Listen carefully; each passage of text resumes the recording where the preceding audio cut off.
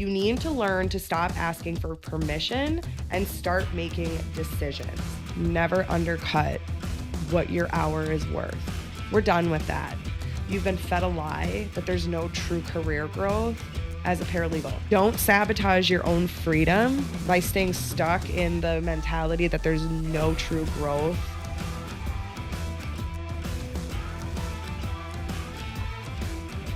Hi, and welcome back to the Paralegals Should Be Millionaires podcast. Jacqueline Foster here. Today, I want to talk about the shift from employee to entrepreneur as a paralegal and how you might still be thinking like a worker versus a leader and how that's going to keep you stuck. Whether that keeps you stuck from not expanding your business, not jumping into your business, or just stuck in a income plateau, if you will. I think it's such an important topic to cover because it's the most vital shift that will make or break your success as you move into higher earning potentials, entrepreneurship, autonomy, owning your schedule, all the fun things that come with being a business owner. This is what's going to make or break your success, to be honest, at the very core of what it is. Obviously, there's so many factors that come into business, making the right pricing decisions, picking your North Star client, figuring out your marketing flow. There's so many things that do come with building a successful business, but let's call this almost the gatekeeper. It's the gatekeeper on whether or not you're going to be successful. So let's jump in and first talk a little bit about the mindset shift that you need to make so you can start embodying your worth. Now, paralegals, this is the bones of my messaging in my book, Paralegals Should Be Millionaires.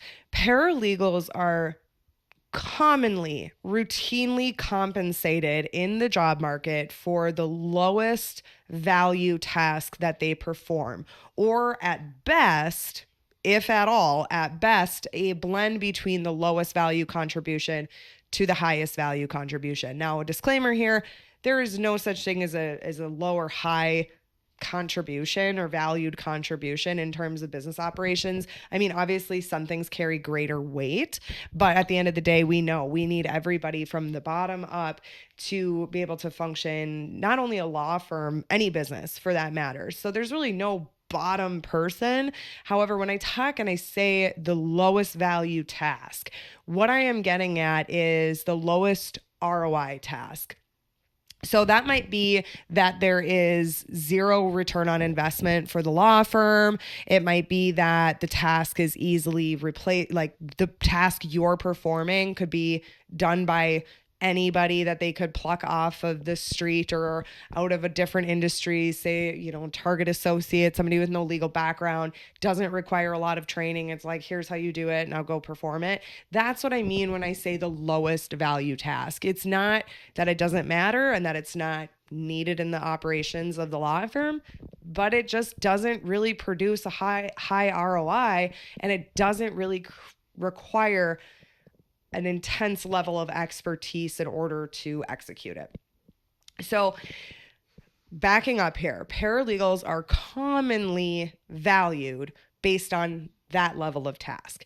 Some law firms try to do better, and when they're creating the hybrid role, they try to come somewhere in the middle. So say, the legal secretary, the legal admin, somebody very entry level is maybe marketed in the $30,000 per year range, and the high level paralegal is more in the $80,000 to $90,000 per year range in their market. They'll create this hybrid mess, which we beat the crap out of in conversation in my book. They'll create this hybrid mess where, all right, let's just slap them in the middle. They're doing a little bit of both on both ends, so let's offer a $50,000 salary. Somewhere in that middle range. Thus is the oppression of the paralegal and the true worth and value that the paralegal brings to the law firm. Again, I beat the crap out of that in my book. I think we all get the picture of what I am trying to say here. So as we're talking about that and that oppressive nature that paralegals have been shoved into, where yeah, you do really valuable work, but you also do this work that's like zero ROI for us. It's just an expense, purely an expense. We can't compensate you according to that high value. When you switch into business, that completely dissolves. That mentality completely goes away. You are no longer an employee out in the job market that is hoping to find that job where they're leaning more towards that high value you bring in terms of compensation. You're no longer negotiating, hey, I won 5 trials with I was sitting behind you when you won 5 trials this year. I think I could, take a $5,000 raise this year. That would be fair. Or can I get a bonus structure or something? Gone are those days.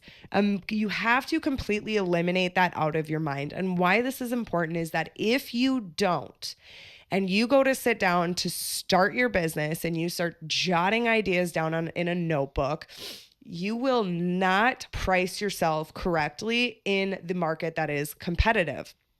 Now, let me back up because I just said something very misleading. When I say the market that is competitive, I don't mean that you have no chance, because there's way too many paralegals out there. You're not pricing yourself accordingly. You're screwed. Don't even try.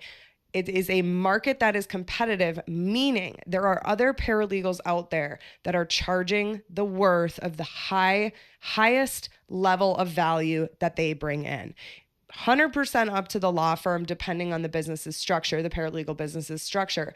100% up to the law firm if they compensate them according to their pricing for that high level work, and they still have them do smaller tasks that don't return and don't provide a return on investment to the law firm. That's on them, and a topic for another day on how you can structure your business as you merge into agency work or team models where you can offer different pricing tiers depending on the nature of the work the law firm is seeking.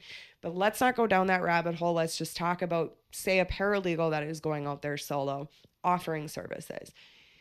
When you go out there, you are marketing, promoting, advertising, branding, establishing yourself in the highest value of work you perform. You're not out there stating, I'm so great. I can draft all these complex motions. I can prep you for trial like no other paralegal has prepped you for trial. You can even fly me out and I will sit behind your bench at trial. You're not going to go out there and then also another post say, I can handle some e-filing and organizing some case files, and I'll charge, it's the same 85 because I can still do this. You're not doing that. You're out there owning your highest worth value. Did that come out right? Your highest level of worth. Why am I struggling getting that out? So again, mindset shift that you need to embody your worth in your business. Now, let me take a pause here because I know I have a lot of paralegals and as well as legal assistants, entry-level paralegals, a couple years, like junior level paralegals in my space that are interested in freelancing. And I advocate for that professional out in the business world, in the entrepreneur space. You are same mentality. When you go to build your business and say you're offering legal administrative support, let's generalize it that way, you still need to charge your worth for the highest value you provide. So if you're scheduling, calendaring, organizing files, e-filing, things that, like I stated before, can easily be trained onto another employee, but you're also branding yourself as medical record requests are my jam. I will make sure that you never have to feel the pain of chasing down medical records ever again. I know how to contact third parties. I know how to work with clients to get the proper HIPAA release forms. I know how to organize it. I create specific tables to help everybody in your team know exactly what the status, the ETA is on those requests. That's your highest value of contribution. That's where you need to price yourself. So I think, ultimately speaking, paralegals and legal assistants end up undercharging more often than overcharging. I would say probably 99% of the time this is happening. Undercharging rather than overcharging their services because they are trying to match that employee market chaos that is somewhere in between or charging on the lower end to say, I know I'm worth $85 in the complex drafting that I can perform, but the attorney might not want to utilize. Do they have enough complex drafting? What if they need all these other things? And now $85 is way too much to pay for the e-filing. That's the wrong way to approach your business, and you are completely undercutting your worth, not only personally for yourself, not only for your earning potential, but also for the perceived value in the market. Backing up to what I stated before, in a competitive market, meaning it's not about the one that is the cheapest and the loudest gets the client. Absolute polar opposite, to be honest with you. Well, I shouldn't say polar opposite, because it's not like the most expensive and the quietest will always win either. It's about the person that has, and the business that has priced their services correctly in accordance to the value they provide. There's no what's the catch. Remember, in my book, I talk about this where I say, if you go online and you see a service, a virtual paralegal, a remote paralegal service, and it claims I can do this, or you can get a dedicated remote paralegal for $12 per hour, you immediately know that the value is going to be that of an offshore contractor. Not to say they don't have their place in the industry or their place in the business world, but comparing that to the value you provide, you are not going to be matching that $12. And they, in their brains, the consumers, are perceiving that correctly. So to recap it all, not only when you stay stuck in that employee, I'm an employee, figuring out my value somewhere in the middle, what's affordable, what's this, staying in that mindset versus appropriately charging the top value of your worth. I am not getting that outright. What the top level of your worth is, the number one thing that you do that is price the highest, pricing it up there. And again, you can always work your way backwards. I'm not saying, oh, I charge too much and drop my price. What I'm saying is you can always work your way backwards as your business evolves. If you go to expand into an agency, expand into a team model, you can start to offer different pricing tiers for different kinds of services. But right out of the gate, make sure you are valuing yourself based on that top level of worth that you perform in tasks. Okay. So number 2, the shift from employee to entrepreneur. You need to learn to stop asking for permission and start making decisions. So asking for permission, paralegals, let me actually start this with an example. There was a paralegal in my course that had gone through the roadmap, or part of the roadmap. They were through the pricing part of the roadmap, pricing her services, that had asked my thoughts on, I want to charge $70 per hour, something like that. But I am concerned that, attorneys aren't going to want to commit to me up front. I'm assuming attorneys are going to be cautious spending that dollar amount when they don't know the quality of my work. So maybe off the bat, I should be offering a 2-month discount, a 2-month waiver of minimum commitments. And I understand the strategy that was there. It's the mentality that, well, if I can get them in the door and I can prove myself, then it'll be a no-brainer. They'll hire me for my hourly rate. But what you're doing there is asking the attorney permission to charge your worth. You're asking your consumer, your client, permission to charge what you want to charge for your services. No, you're not doing it directly, but you're doing it indirectly by giving them a taste at a discounted rate, hoping they'll see your value, and then they'll continue to pay for your services at $70 or at full price. Don't get me wrong. There's absolute smart business strategies to offer $100 discounts for the first month, $200 discount for the first month, or discounts if you engage in X length of contract. Yes, those are marketing strategies, client relationship strategies, retention strategies. Wholeheartedly implement them in your business.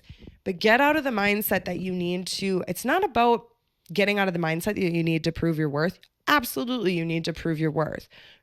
But You already determined that your worth is $70. So if your worth you determined is $70 and you go on the discovery call and say to the attorney, but I'll do it for 30 for 2 months. You're asking for them to determine that your worth is $70 by trying it at the 30. Now, I know how that can sound a little bit confusing. It's like, how could it hurt to give them a little preview? First and foremost, who knows if your client's they might find you're valuable at $30, or maybe because you offered $30 for 2 months, they're like, great, I'll pile work on her, get caught up, and then in their mind, they're like, I'll just cancel when she raises her prices. That is very common. Number two, you are not portraying confidence in yourself by boldly stating what your hourly rate is. Now, it is absolutely acceptable, depending, especially if you're a solo, to state, my monthly minimum packages are 20, but for the first month, I know things are slow to ramp up. I'll go 10 hours, or 10 hours will be my minimum, or we can play it week by week for now until we hit that 1 month mark, and then we can determine the package. Again, that's smart business client relationship retention strategies. But to, again, jump in and say, when they ask, what does this cost? Well, I'm $70 per hour, but I know you're probably concerned about working with me, so I'm going to lower it to $30 for the first month. That does not, you are asking the attorney permission to charge your rate. I know it's such a subtle shift from business strategy to owning your worth, or business strategy to not asking for permission to charge. You have to set internal boundaries around the value that you have determined you bring to the table and what that value is worth.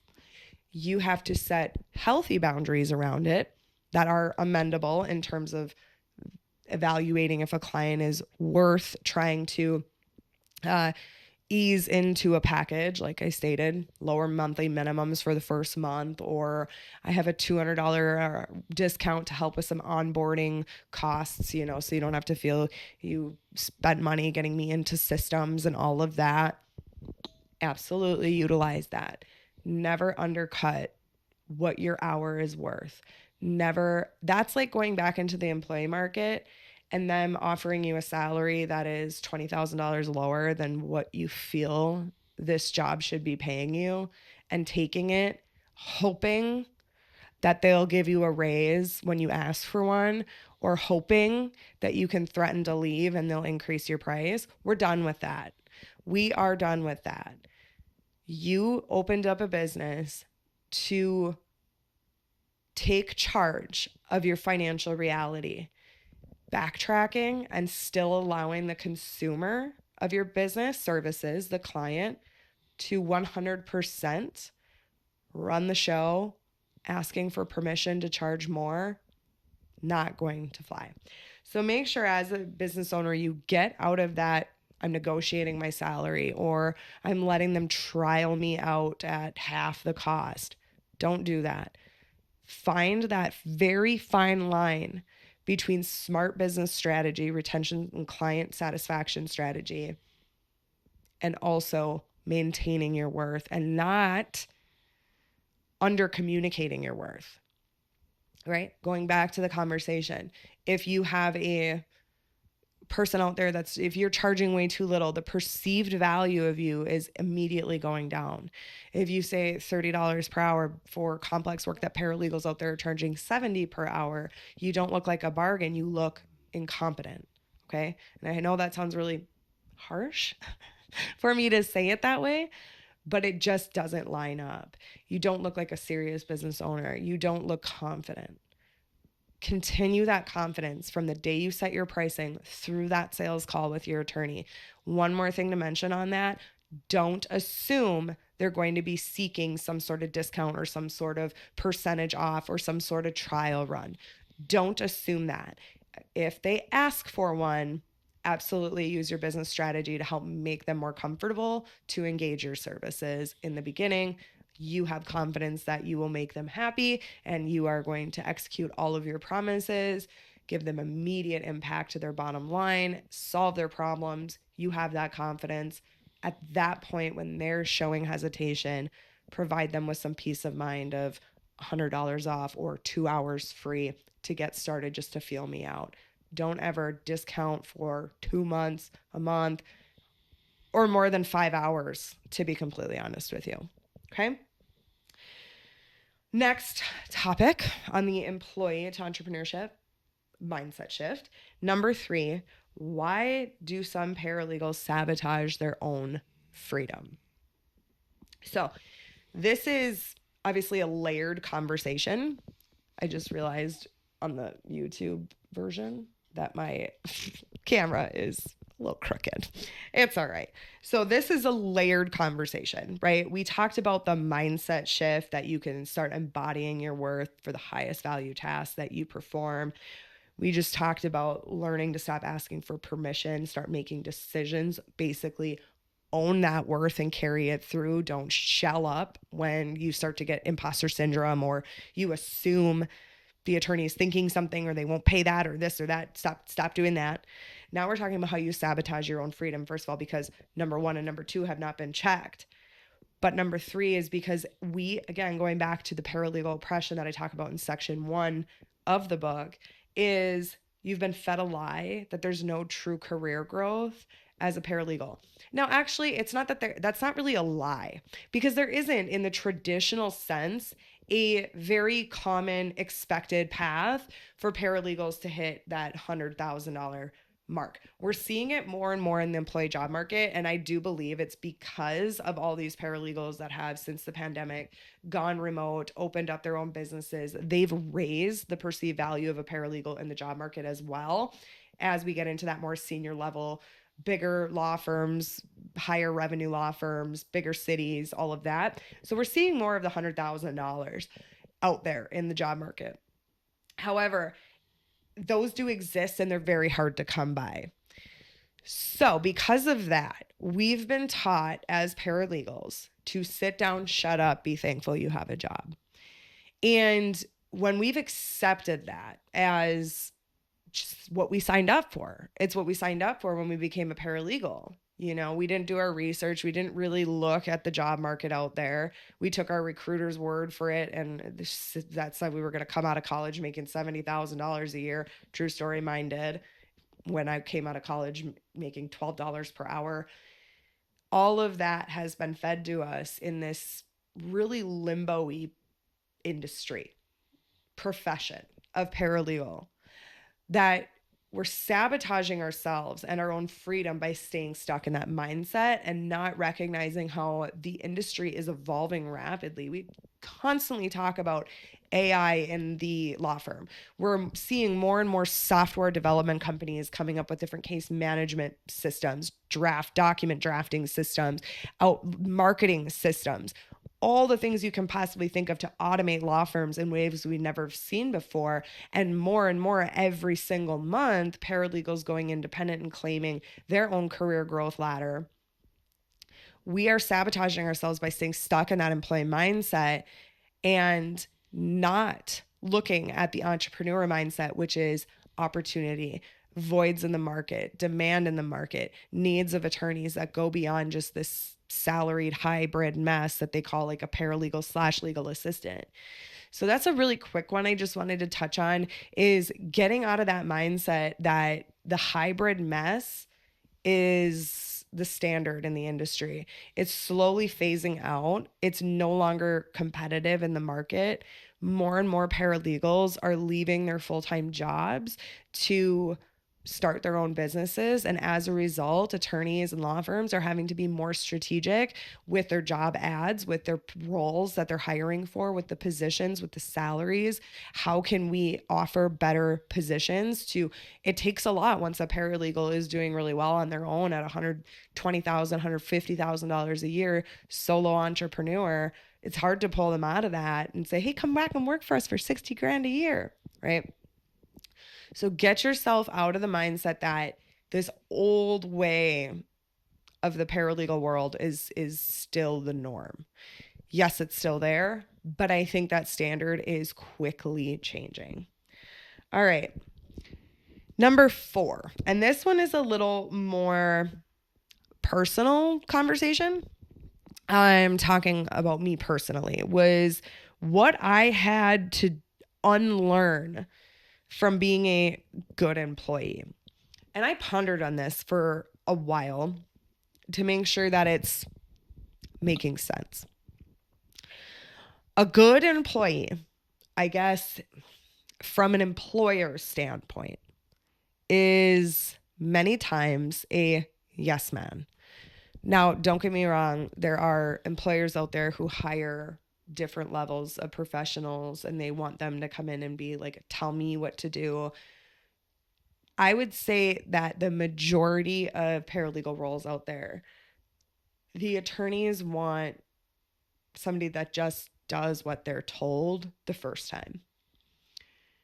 And again, this is difficult for me to get out in words because obviously there comes a time when attorneys need paralegals to think independently, to think ahead, to not be micromanaged, right? Let me draw the contrast between a good business owner once you become that.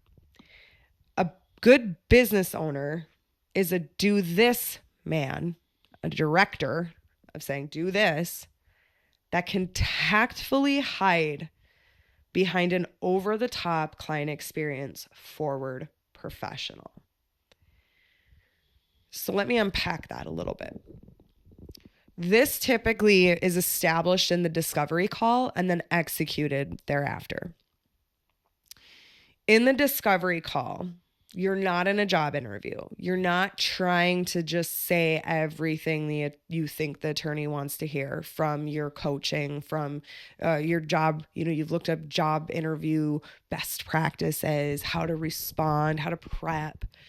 In a discovery call, you're no longer an employee on the other end of that conversation. You have become a consultant, a strategist, and a growth partner. So with those three added layers to your persona, to your relationship with this attorney on the other end of the call, you have shifted out of, I'm just a yes man, I'm just here to do the work and make your life better. Like I said, of course, there's times when paralegals, in the employee role need to think ahead, need to create case management systems, need to forecast issues that could arise. Don't wait for the attorney to tell you to follow up on that discovery request, what have you. What I mean is that yes man that just comes to work 9 to 5 and does what they've been told to do. And that's being told what to do could be think ahead. I need you to take lead.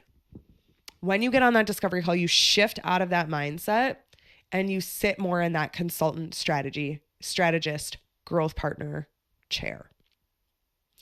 So when you're on the other line, you're listening to this attorney, their frustrations, their needs, their gaps in their support staff system. You're paraphrasing back to them all the things that they've identified they need. And then you're taking it one step further to now establish, I am your yes man. I will get all that done. And now look what else you gain from me. I know better ways. I know how to fix growth gaps. I know how to fix bottlenecks and unclog them. I know how to create feedback loops for your law firm where things don't get missed under the table, what have you. I know how we can grow together. You start to add little things, as, we might want to start with a 20-hour package as things get busier. I know this practice area has a busy season during, the fall or something, whatever. We can increase that just to make sure you stay above water and then decrease ebb and flow. You become more than just the yes man and you start to become the do this man. Tactfully, where you sound like you're simply a growth partner for this law firm. And when you can perfect that and then properly execute it as the paralegal, live up to your promises, that's when you build lifelong relationships with clients. That's when clients start referring you to their colleagues. That's when you start creating a true personal brand in the industry as word of mouth spreads, as people comment on your posts. Jessica is totally the real deal. She's helped my law firm do X, Y, Z. testimonials on your website stating, I don't even want to write this testimonial because I don't want everybody to know out there how great Jessica is as a paralegal and a partner in my staffing solutions. So I know that maybe sounds like I was just adding a filler, but that is huge, humongo. Like if I could pick one, it's that one right there. Well, they're all important, but that one right there. Because the moment I stepped out of that mentality, right? I had my first client where I was the yes man, yep, I can get that done. Yep, I can get that done. Oh, I need it on a flat fee. Yep, I can structure a flat fee. I was the yes man, yes man, yes man, trying to get the job. As I merged out of that and came into a do this man, tactfully hidden behind exceptional client experience, exceptional consulting strategist, growth partner vibes. Once I was able to do that, that's when the spark lit. And I was closing sales calls at 98% conversion rates. And I was getting referrals out of my ears that first year. And I hit that $100,000 mark by that first year, I believe, because of that. And I hit the $500,000 mark by year 3 because of that initial change. It's what lit the fire of growth in my company. It's what took me from just a freelancer taking some orders, trying to make some side income, trying to get the groceries paid for, trying to get my house out of foreclosure, to I'm growing a damn business. I am growing a business and I am creating an expertise around what it is that I do. It's powerful. So meditate on that. Think about it. Write it down. How can you go from just offering medical record retrievals to a consultant strategist growth partner? Jot down little ideas. I'm not saying you have to start advertising those as services, but it's how you communicate. It's how you get out on social media. It's how you demonstrate your value behind just the doing. It's the bettering. It's the growing. Okay. Man, I've been holding that cough in this whole time. I'm still dealing with my 7th sickness of the year. Yeah. So that is it. The 4 shifts you have to take to get out of employee and into entrepreneur pants, if you will. Start embodying your worth, number 1. Stop asking for permission to charge that worth. Don't sabotage your own freedom by staying stuck in the mentality that there's no true growth for a paralegal unless you get lucky. And unlearn how to be a good employee and start learning how to be a good growth partner. Those are my 4 things. And yeah, let me know. By the way, I am going to open up Ask Jacqueline again. Anything. I used to have a form and then it became hard to track. I have a better way. So I want you to ask me questions. I want you to inspire my next podcast episodes. I need help. As somebody who just wrote, like, I think it was 70 some thousand words into a book on this topic, I feel like I've said it all and I feel like I'm rehashing things over and over again. And I'm trying to get more creative with my content and get more back to my authenticity and just having conversations with my community now that I've got the book out of the way and I feel like I can breathe and I have space for clarity and creativity. So make sure you come join the app. That can be found in the description below. In the app, it's our private community area. So I'm not going to open up the forms anymore on my email. It just got really hard to track. What I'm going to do is just monitor the app. I might even open up an Ask Jacqueline. I don't know yet. Check it out. You'll see it if I do. Come join the app and yeah, ask me anything. And I would love to answer it in a podcast episode or maybe just jump on a one-off video for you. I would love to get your questions or just drop them in the comments below if you don't want to go through all of that. Also, if you are interested in starting a freelance paralegal business, I do have a free starter course waiting for you as well in the links below. And finally, one last thing, Paralegals Should Be Millionaires, the book, is available for purchase on Amazon in all formats, Audible, Kindle, paperback, and hardcover. So make sure you go grab it. And if you have grabbed it and read it and loved it, please go leave me a rating. People are so slow to leave ratings. I've sold tons of books, and I only have 4 ratings right now from the date of this podcast. I think it's June 11th or 10th, 11th. So make sure you go do that. I would really, really appreciate it. Thank you so much. As always, make sure to subscribe, follow, whatever you need to do. Come find me on socials. I appreciate your support. And until next time, have great days ahead of you.